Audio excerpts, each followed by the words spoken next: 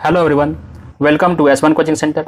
S1 coaching centre के इस video में आज हम लोग रेलवे स्पेशल का प्रैक्टिस सेट 5 को देखने वाले हैं, जिसमें 20 क्वेश्चंस का MCQs पूरी डिटेल के साथ हम लोग कवर करेंगे। तो लेट्स स्टार्ट द वीडियो।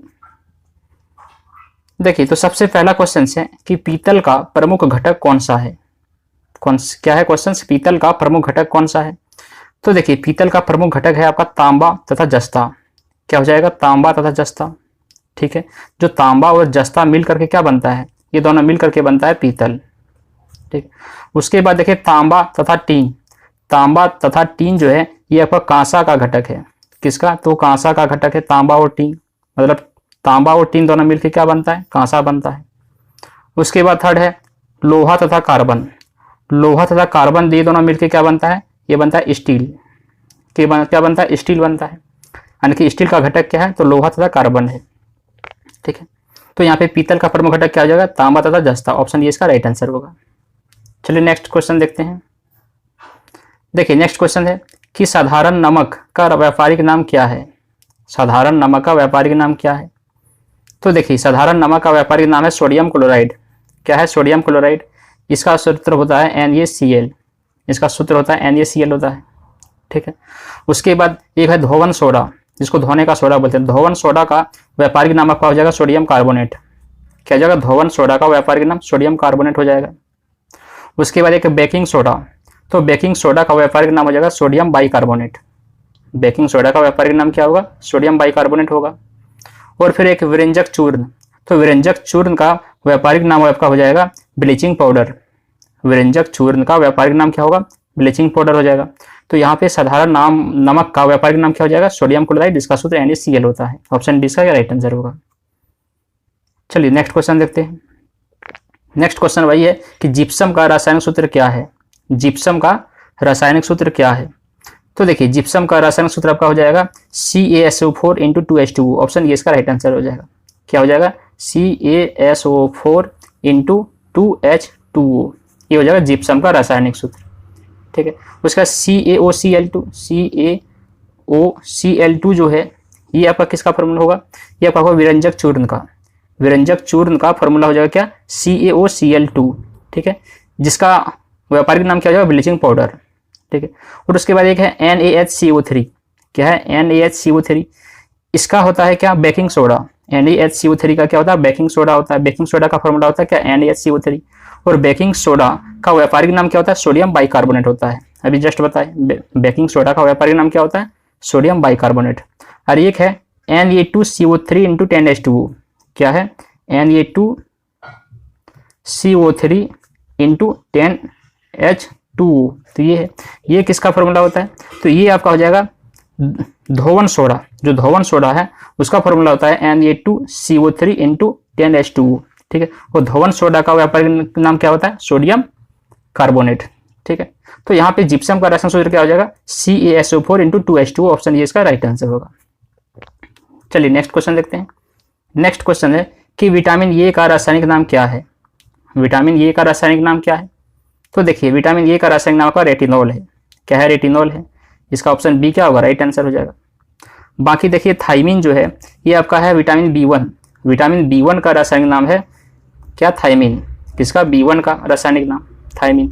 और इसका आविष्कार हुआ था कब? इसका खोज किया गया था 1910 ईस्वी में। कब? 1910 ईस्वी में किया गया था। उसके बाद एक है कि जैसे आपका ये रेटिनॉल का खोज, तो रेटिनॉल को खोज अगर हुआ था कब? ये हुआ था आपका 1913 में हुआ था। ठीक है, उसके बाद राइबोफ्लेविन। तो राइबोफ्लेविन जो है ये विटामिन B2 का रासायनिक नाम है। विटामिन B2 का रासायनिक नाम है राइबोफ्लेविन। ठीक है, और इसका खोज हुआ था कब? इसका हुआ था 1920 ईस्वी में। और एक है नियासिन। तो ये विटामिन B3। विटामिन B3 जो है इसका रासायनिक नाम आपका है क्या? नियासिन। ठीक है, और इसका खोज हुआ था आपका 1936 में हुआ था। ठीक है, तो यहाँ पे विटामिन ए का रासायनिक नाम क्या हो जाएगा? रेटिनॉल हो जाएगा, जिसका खोज कब हुआ था? 1913 में हुआ था। ठीक है, चलिए नेक्स्ट क्वेश्चन देखते हैं। नेक्स्ट क्वेश्चन है कि बेरी बेरी किस विटामिन की कमी के कारण होता है? क्या है क्वेश्चन? बेरी बेरी किस विटामिन की कमी के कारण होता है? तो देखिए, बेरी बेरी आपका विटामिन B1 की कमी के कारण होता है। क्या? विटामिन B1 की कमी के कारण होता है क्या? Beriberi. तो यहाँ पे देखिए कि जो विटामिन B1 है ये आपका ऑप्शन में यहाँ पे नहीं है, तो यहाँ पे B1 छूट गया है, तो यहाँ पे B1 हो जाएगा। ठीक है। तो बेरी जो है किस विटामिन की कमी के कारण होता है? Vitamin B1। ठीक, उसके बाद जान लीजिए कि जो रतौंधी है वो विटामिन ए की कमी के कारण होता है, रतौंधी। ठीक है। उसके बाद विटामिन B3 की कमी के कारण होता है आपका मंद बुद्धि, बाल सफेद होना, तो ये सब होता है विटामिन B3 की कमी के कारण। और विटामिन B5 की कमी के कारण आपका हो जाता है पेलाग्रा। पेलाग्रा एक रोग होता है जो विटामिन B5 की कमी के कारण होता है। और एक रोग होता है त्वचा, दाद, खाज, खुजली जो होता है, ये भी विटामिन B5 की कमी के कारण होता है। ठीक है। तो यहाँ पे बेरी किस विटामिन की कमी के कारण होता है? ये हो जाएगा आपका विटामिन B1। ठीक है, जिसको हम लोग थायमिन बोलते हैं। चलिए नेक्स्ट क्वेश्चन देखते हैं। नेक्स्ट क्वेश्चन है कि हरिसेन किस शासक का दरबारी कवि था? क्या है कि हरिसेन किस शासक का दरबारी कवि था? तो देखिए हरिसेन आपका समुद्रगुप्त शासक का दरबारी कवि था। हरिसेन जो है वो समुद्रगुप्त शासक का दरबारी कवि था। ऑप्शन ये क्या होगा इसका राइट आंसर। बाकी देख लीजिए चंद्रगुप्त मौर्य का दरबारी कवि कौन कौन था? तो चंद्रगुप्त मौर्य का दरबारी कवि आपका था कौटिल्य हो गया, चाणक्य हो गया। तो जितने भी ये सब कौटिल्य हो गया, उसके बाद चाणक्य हो गया, तो ये सब चंद्रगुप्त मौर्य का दरबारी कवि था। ठीक है। और कनिष्क के दरबारी कवि में कौन कौन थे? कनिष्क के दरबार में आपका था अश्वघोष। कौन था? अश्वघोष। उसके बाद आपका हो गया नागार्जुन, नागार्जुन था। उसके बाद आपका चरक था। तो ये सब था कनिष्क के दरबारी कवि। ठीक है। और हर्षवर्धन के दरबार में कवि था, उसका नाम था बाणभट्ट। कौन? तो बाणभट्ट जो है वो हर्षवर्धन के दरबारी कवि था। तो यहाँ पे हरिसेन की शासक का दरबारी कवि हो जाएगा, यह हो जाएगा समुद्रगुप्त। ठीक है। चलिए नेक्स्ट क्वेश्चन देखते हैं। नेक्स्ट क्वेश्चन है कि इंटीग्रल कोच फैक्ट्री कहाँ है? क्या है कि इंटीग्रल कोच फैक्ट्री कहाँ है? तो ये आपका हो जाएगा पेरम्बूर, जो कहाँ पर है? ये है तमिलनाडु में। कहाँ है? तमिलनाडु में आपका है। और ये किस चीज़ का फैक्ट्री है? तो ये रेलवे कोच डिब्बे का निर्माण होता है यहाँ पर भी। ठीक है। यहाँ पर जो रेलवे कोच वगैरह का जो डिब्बा होता है उसका निर्माण होता है कहाँ पर? यही पेरम्बूर तमिलनाडु में। उसके बाद देखिए एक भोपाल, भोपाल में एक फैक्ट्री है, उसका नाम है भारत हैवी इलेक्ट्रिकल लिमिटेड। क्या है? भारत हैवी इलेक्ट्रिकल लिमिटेड, जो कहाँ पर है? तो ये भोपाल में है, जो मध्य प्रदेश का राजधानी है भोपाल। उसके बाद जान लीजिए कोचीन। ये जो कोचीन है यहाँ पर एक है Hindustan shipyard limited. Hindustan shipyard limited जो है इसका फैक्ट्री है कहाँ पे? कोचीन में है। ठीक है। और एक है Bokaro steel plant.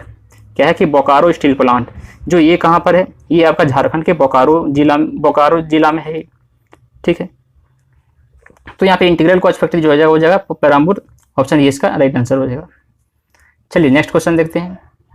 Next question है कि इंडिपेंडेंस समाचार पत्र का संपादक कौन है? क्या है कि इंडिपेंडेंस समाचार पत्र का संपादक कौन है? तो देखिए आपका इंडिपेंडेंस समाचार पत्र का संपादक हो जाएगा मोतीलाल नेहरू। कौन हो जाएगा? मोतीलाल नेहरू हो जाएगा। और बाकी देख लीजिए कि महात्मा गांधी का भी कुछ समाचार पत्र है, जिसके वो क्या आपका यंग इंडिया हो गया। क्या हो गया? Young India. उसके बाद आपका हो गया नवजीवन हो गया, नवजीवन। उसके बाद एक है हरिजन। तो ये सब है महात्मा गांधी का समाचार पत्र। ठीक है। उसके बाद गोपाल कृष्ण गोखले का भी देखिए कुछ समाचार पत्र है। तो गोपाल कृष्ण गोखले का आपका हो जाएगा servants of India. Servants of India समाचार पत्र जो है वो किसका है? तो गोपाल कृष्ण गोखले जी का है। और बाल गंगाधर तिलक का भी एक है, वो है केसरी, जो बहुत फेमस था। कौन? केसरी संपादक समाचार पत्र। तो किसका है? ये बाल गंगाधर तिलक का है। ठीक है। तो चलिए नेक्स्ट क्वेश्चन देखते हैं। नेक्स्ट क्वेश्चन है कि कंप्यूटर की प्रथम पीढ़ी में किस इलेक्ट्रॉनिक घटक का विकास हुआ था? क्या है कि कंप्यूटर की प्रथम पीढ़ी में किस इलेक्ट्रॉनिक घटक का विकास हुआ था? तो देखिए ये हो जाएगा आपका इलेक्ट्रॉनिक ट्यूब। क्या हो जाएगा? इलेक्ट्रॉनिक ट्यूब का विकास हुआ था प्रथम पीढ़ी में। कंप्यूटर के प्रथम पीढ़ी में क्या विकास हुआ था? तो इलेक्ट्रॉनिक ट्यूब का विकास हुआ था। ये कब से कब था प्रथम पीढ़ी? ये आपका था 1951 से लेकर के 58 तक था। 1951 से 58 तक था प्रथम पीढ़ी कंप्यूटर का, जिसमें इलेक्ट्रॉनिक ट्यूब का क्या हुआ था? डेवलप हुआ था। उसके बाद इसमें जो द्वितीय है कंप्यूटर का, जो दूसरा पीढ़ी है, इसमें ट्रांजिस्टर का विकास हुआ था, ट्रांजिस्टर का डेवलप हुआ था। ठीक है। द्वितीय पीढ़ी कब से कब चला था? ये था होगा 1959 से लेकर के 1964 तक था। 1959 से लेकर के 1964 था दूसरा कंप्यूटर पीढ़ी, जिसमें ट्रांजिस्टर का विकास हुआ था। ठीक है। उसके बाद है तृतीय, जो कंप्यूटर का तृतीय पीढ़ी है, उसमें विकास हुआ था इंटीग्रेटेड सर्किट। कंप्यूटर का तृतीय पीढ़ी में क्या हुआ था? इंटीग्रेटेड सर्किट का विकास हुआ था। तो ये कब से कब था? ये था आपका 1965 से लेकर के 1970 तक था कंप्यूटर का तीसरा पीढ़ी। ठीक है। और बाकी एक कंप्यूटर का जो चतुर्थ पीढ़ी था, उसमें विकास आपका हुआ था वृहत एकीकृत सर्किट। वृहत एकीकृत सर्किट जो है वो कंप्यूटर का चतुर्थ पीढ़ी में विकास हुआ था। जो चतुर्थ पीढ़ी कब से कब तक था? ये था आपका 1970 से लेकर के 1989 तक था। ठीक है, तो यहाँ पे कंप्यूटर का प्रथम पीढ़ी में क्या हो जाएगा? इलेक्ट्रॉनिक ट्यूब हो जाएगा, जिसका था समय 1900 क्या, तो वो था 1951 से लेकर के 1958 तक था। ऑप्शन सी इसका राइट आंसर होगा। चलिए नेक्स्ट क्वेश्चन देखते हैं कि जनरल पद जो है वो किस सैनिक पदों का श्रेणियां है? जनरल पद जो है वो किस सैनिक पदों का श्रेणियां है? तो देखिए जनरल पद जो है आपका ये थल सेना का है। थल सेना में है एक पद आता है, वो जनरल पद आता है थल सेना में। ठीक है, उसके बाद एक आता है जल सेना में। देखिए जल सेना में आता है आपका नौसेना, जिसको हम लोग जल सेना को नौसेना भी बोलते हैं। तो नौसेना या जल सेना में एक आता है एडमिरल, एडमिरल ये आपका आता है नौसेना में। उसके बाद एक है वायुसेना, तो वायुसेना में आपका आता है एयर चीफ मार्शल। क्या आता है? तो एयर चीफ मार्शल आता है आपका किसमें? तो वायुसेना में आता है। ठीक है, तो यहाँ पे क्या होगा? ऑप्शन सी का राइट आंसर होगा।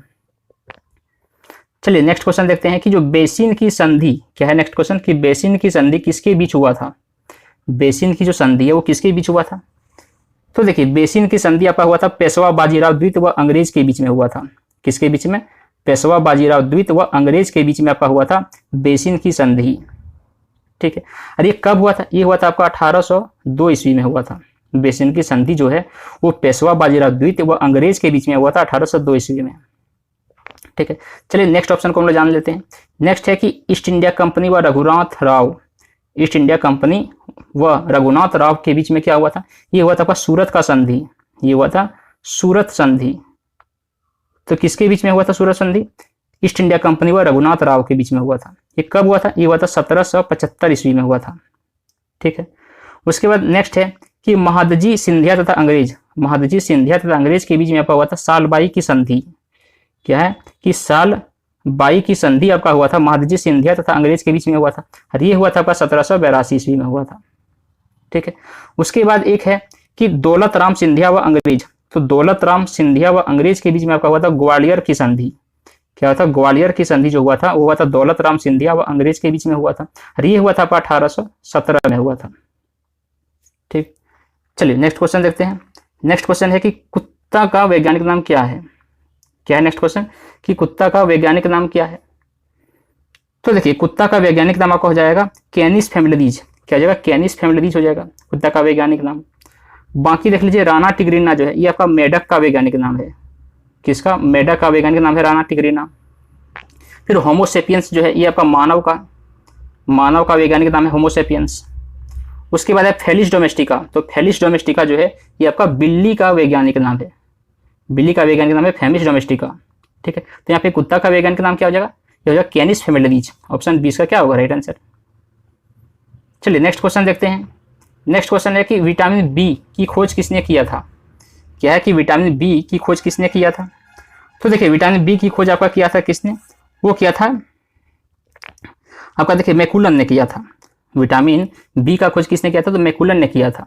अरे मैकुलन ने विटामिन बी और विटामिन ए दोनों का खोज किया था, ए का भी और बी का भी खोज किया था। तो ये भी जान लें कि विटामिन बी का तो खोज मैकुलन ने किया ही था, और विटामिन ए का भी खोज मैकुलन ने ही किया था। ठीक है, और विटामिन, सिर्फ विटामिन का खोज आपका किया था फंक ने। सिर्फ विटामिन का खोज किसने किया था? फंक ने किया था। और विटामिन सी, जो विटामिन सी है इसका खोज किया था आपका हॉलकट ने। विटामिन सी का खोज किसने किया था? हॉलकट ने किया था। और विटामिन डी का खोज किया था हॉपकिंस ने। विटामिन डी का खोज किया था हॉपकिंस ने, विटामिन सी का किया था हॉलकट ने, विटामिन ए और बी का किया था मैकुलन ने, और सिर्फ विटामिन का खोज किया था फंक ने। तो आई होप सब क्लियर हो गया होगा। तो चलिए नेक्स्ट क्वेश्चन देखते हैं। नेक्स्ट क्वेश्चन है कि जल कितना डिग्री सेल्सियस पर जमता है? तो देखिए ये बहुत इंपॉर्टेंट क्वेश्चन है कि लगभग किसी भी एग्जाम में क्या होता है कि ये क्वेश्चंस देखने को मिल जाता है। तो इसके बारे में चलिए डिटेल से जान लेते हैं कि जल जो है कितना डिग्री सेल्सियस पर जमता है। तो देखिए 0 डिग्री सेल्सियस पर क्या होता है? जल जमता है। देखिए अगर सेल्सियस का बात होगा तो जल 0 डिग्री सेल्सियस पर जमेगा, लेकिन अगर फ़ारेनहाइट की बात होगा तो वो 32 डिग्री फ़ारेनहाइट पर जमेगा। ठीक है, और अगर केल्विन का बात होगा तो 273 केल्विन पर क्या होगा? जल जमेगा। ठीक है, एक बार फिर से रिपीट कर देते हैं कि जो जल जमेगा वो अगर डिग्री सेल्सियस का बात हो तो 0 डिग्री सेल्सियस पर जल जमेगा, लेकिन अगर फ़ारेनहाइट का बात हो तो 32 डिग्री फ़ारेनहाइट पर जमेगा, और अगर केल्विन का बात हो तो 273 केल्विन पर क्या होगा? वो जल जमेगा। तो ठीक है, चलिए नेक्स्ट ऑप्शन जान लेते हैं कि जो 27 डिग्री सेल्सियस है, 27 डिग्री सेल्सियस में क्या होता है? ये कमरे का समान ताप होता है। कोई भी जो रूम टेम्परेचर का जो नॉर्मली टेम्परेचर होता है रूम का, वो कितना होता है, वो होता है 27 डिग्री सेल्सियस। ठीक है, ये सेल्सियस का होता है। लेकिन अगर वही रूम का टेम्परेचर अगर हम फ़ारेनहाइट में जान लेंगे तो आपका हो जाएगा 80.6 डिग्री फ़ारेनहाइट। कितना हो जाएगा, 80.6 डिग्री फ़ारेनहाइट जो हो जाएगा वो रूम का समान ताप होगा अगर फ़ारेनहाइट का बात हो तो।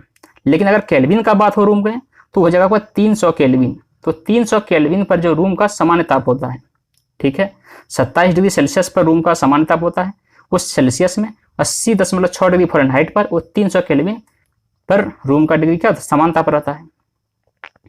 बाकी देख लीजिए कि 37 डिग्री सेल्सियस, ये जो 37 डिग्री सेल्सियस है ये शरीर का सामान्य ताप होता है। कोई भी जो बॉडी होता है उसका सामान्य ताप कितना होता है सेल्सियस में, वो होता है 37 डिग्री सेल्सियस होता है। ठीक है, लेकिन अगर हम फ़ारेनहाइट का बात करें तो होता है 98.6 डिग्री फ़ारेनहाइट।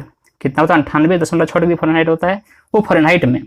लेकिन अगर केल्विन का बात हो तो हो जाएगा आपका 310 केल्विन। 310 केल्विन पर क्या होता है, शरीर का टेम्परेचर नॉर्मल रहता है।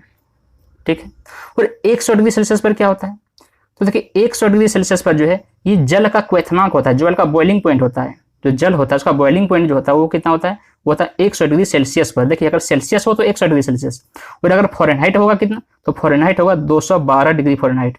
जल का क्वथनांक होगा फ़ारेनहाइट में कितना, 212 डिग्री फ़ारेनहाइट।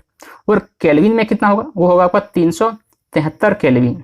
ठीक है, तो आई होप क्लियर हो गया होगा इसमें। चलिए नेक्स्ट क्वेश्चन देखते हैं। नेक्स्ट क्वेश्चन है कि अल्केन का समान सूत्र क्या है। क्या है कि अल्केन का समान सूत्र क्या है। तो देखिए अल्केन का समान सूत्र आपका जगह क्या, वो जगह CnH2n + 2। क्या जगह CnH2n प्लस क्या हो जाएगा 2 हो जाएगा। ये हो जाएगा अल्केन का समान सूत्र। और अल्केन जो है वो सिंगल बॉन्ड बनाता है। ठीक है, अल्केन सिंगल बॉन्ड बनाता है। बाकी जान लेते हैं, देखिए अल्कीन, अल्कीन का समान सूत्र होता है आपका, अल्कीन का क्या होता है, CnH2n होता है। CnH2n होता है किसका, वो होता है अल्कीन का। ठीक है, और ये डबल बॉन्ड बनाता है। और बाकी अल्काइंस का जान लीजिए, तो अल्काइन का होता है फॉर्मूला, वो होता है CnH2n-2 हो जाता है इसमें। ठीक है, तो ये हो जाएगा। और इसमें ट्रिपल बॉन्ड बनाता है। ठीक, और एक है CnH2n, क्या है CnH2n + O2। ये किसका है, ये आपका ईथर का है। क्या है, ईथर का फॉर्मूला होता है ये CnH2n + O2। ठीक है, चलिए नेक्स्ट क्वेश्चन देखते हैं कि पुर्तगालियों ने अपने प्रथम फैक्ट्री भारत में कहाँ लगाया था। जो पुर्तगाली था उसने अपना प्रथम फैक्ट्री भारत में कहाँ स्थापित किया था। तो देखिए उसने किया था कोचीन में। कहाँ किया था, पुर्तगालियों ने अपना पहला फैक्ट्री भारत में कहाँ लगाया था, तो कोचीन में लगाया था। अरे कब लगाया था, ये लगाया था आपका 1503 ईस्वी में लगाया था। ठीक है, उसके बाद देखिए कि जो अंग्रेज था, तो अंग्रेजों ने अपना पहला फैक्ट्री भारत में लगाया था कब, सूरत में लगाया था। अंग्रेजों ने पहला फैक्ट्री भारत में कब कहाँ लगाया था, सूरत में लगाया था। और ये लगाया था आपका 1608 ईस्वी में लगाया था। ध्यान से देखिए, यहाँ से क्वेश्चन तरह तरह का आ सकता है एग्जाम में, कि बोलेगा कि अंग्रेजों ने भारत में पहली फैक्ट्री कहाँ लगाया था, तो सूरत में लगाया था 1608 में। लेकिन अगर पुर्तगालियों ने पहला फैक्ट्री भारत में कहाँ लगाया था, तो कोचीन में 1503 में। ठीक है, और डच ने लगाया था मछलीपट्टनम में, ये लगाया था 1605 में। डचों ने लगाया था मछलीपट्टनम में, 1605 में लगाया था। और डेनिश ने लगाया था ट्रावनकोर में लगाया था डेनिश ने, ये लगाया था 1620 में। तो आई होप क्लियर हो गया होगा। चलिए नेक्स्ट क्वेश्चन देखते हैं। नेक्स्ट क्वेश्चन है कि आंध्र प्रदेश राज्य का गठन कब हुआ था। क्या है कि आंध्र प्रदेश राज्य का गठन कब हुआ था, तो देखिए ये हुआ था आपका 1 अक्टूबर 1953 को। 1 अक्टूबर 1953 को आंध्र प्रदेश राज्य का क्या हुआ था, गठन हुआ था। और बाकी जान लीजिए कि 1 मई 1960 को ये आपका महाराष्ट्र, 2 स्टेट, महाराष्ट्र और एक गुजरात, तो ये दोनों स्टेट का जो गठन हुआ था वो था 1 मई 1960 को। ठीक है, उसके बाद 1 दिसंबर 1963 को ये हुआ था नागालैंड राज्य का जो गठन हुआ था वो था कितना, 1 दिसंबर 1963 को। ठीक है, और हरियाणा का हुआ था 1 नवंबर 1966 को। हरियाणा का हुआ था 1 नवंबर 1966 को। तो यहाँ पे आंध्र प्रदेश राज्य का गठन कब हुआ था, 1 अक्टूबर 1953 को। ऑप्शन ये क्या होगा इसका राइट आंसर। चलिए नेक्स्ट क्वेश्चन देखते हैं कि स्वतंत्र भारत का प्रथम रक्षा मंत्री कौन था। नेक्स्ट क्वेश्चन क्या है कि स्वतंत्र भारत का रक्षा मंत्री कौन था। फर्स्ट का शुरू में जब आजाद हुआ था भारत, तो उस समय भारत का रक्षा मंत्री कौन था, तो वो था सरदार बलदेव सिंह। कौन था, सरदार बलदेव सिंह था स्वतंत्र भारत का प्रथम रक्षा मंत्री। ठीक है, बाकी सरदार वल्लभ भाई पटेल कौन था? तो ये था आपका उप प्रधानमंत्री, भारत का पहला उप प्रधानमंत्री बना था यही सरदार वल्लभ भाई पटेल। ये लौह पुरुष के नाम से भी विख्यात हैं। ठीक है, उसके बाद है कि पंडित जवाहरलाल नेहरू, ये प्रथम प्रधानमंत्री बने थे। पंडित जवाहरलाल नेहरू स्वतंत्र भारत का प्रथम प्रधानमंत्री। वो डॉक्टर राजेंद्र प्रसाद को क्या बनाया गया था? तो डॉक्टर राजेंद्र प्रसाद को बनाया गया था उस समय खाद्य एवं कृषि मंत्री बनाया गया था, खाद्य एवं कृषि मंत्री। उसके बाद फिर बाद में ये भारत के राष्ट्रपति बने। ठीक है, चलिए नेक्स्ट क्वेश्चन देखते हैं कि पानी का अपवर्तनांक कितना होता है। क्या है कि पानी का अपवर्तनांक कितना होता है? तो देखिए पानी का अपवर्तनांक आपका हो जाएगा 1.33। कितना हो जाएगा? 1.33 हो जाएगा पानी का अपवर्तनांक। उसके बाद देखिए जो 2.42 है ये आपका हीरा का अपवर्तनांक है। किसका? तो हीरा का अपवर्तनांक कितना है? वो है 2.42। ठीक है, उसके बाद आपका हो जाएगा 1.52 है, ये आपका क्राउन कांच का, क्राउन कांच का अपवर्तनांक आपका है कितना? 1.52। ठीक है, और 1.65 जो है ये आपका फ्लिंट कांच का अपवर्तनांक है। फिर से देख लीजिए 1.65 जो है वो फ्लिंट कांच का अपवर्तनांक है, 1.52 जो है वो आपका क्राउन कांच का अपवर्तनांक है, और 2.42 जो है वो आपका हीरा का अपवर्तनांक है, और 1.33 ये आपका हो जाएगा किसका? जल का, पानी का अपवर्तनांक है। ठीक है, तो यहाँ पे ऑप्शन ये क्या होगा इसका राइट आंसर। चलिए नेक्स्ट क्वेश्चन देखते हैं कि अमेरिका की खोज किसने किया था। क्या है कि अमेरिका का खोज किसने किया था? तो देखिए अमेरिका का खोज किया था किसने? वो किया था आपका कोलंबस ने। किसने किया था? अमेरिका खोज कोलंबस ने किया था। ऑप्शन सी क्या होगा राइट आंसर। बाकी देख लीजिए वास्को डी गामा ने किया था आपका भारत का खोज। भारत का खोज किया था वास्को डी गामा। ये कब किया था? ये किया था 1498 में किया था। मतलब सबसे पहले वास्को डी गामा भारत आए थे 1498 में। ठीक है, जो कालीकट पहुंचे थे। उसके बाद कॉपरनिकस ने सौरमंडल का खोज किया था। सौरमंडल का खोज किसने किया था? कॉपरनिकस ने किया था। और ये किया था आपका कब? 1540 में किया था। ठीक, उसके बाद एक है क्या? केपलर। तो ग्रह का जो गति का नियम है, जो सूर्य के चारों ओर जो ग्रह का अपना गति होता है, तो उस नियम को दिया था सबसे पहले केपलर ने दिया था। ठीक, और ये दिया था कब? ये दिया था 1600 ईस्वी में। ठीक, 1600 ईस्वी में दिया था। और कोलंबस जो अमेरिका का खोज किया था कोलंबस ने, ये कब किया था? ये किया था आपका 1492 में। ठीक, तो ऑप्शन क्या होगा? ऑप्शन सी इसका राइट आंसर हो जाएगा। तो बस यही था। आई होप वीडियो पसंद आया होगा। अगर पसंद आया हो तो उसको लाइक करें और दोस्तों के पास शेयर करें। चलिए मिलते हैं नेक्स्ट वीडियो में। आज के लिए इतना ही। Thank you for watching.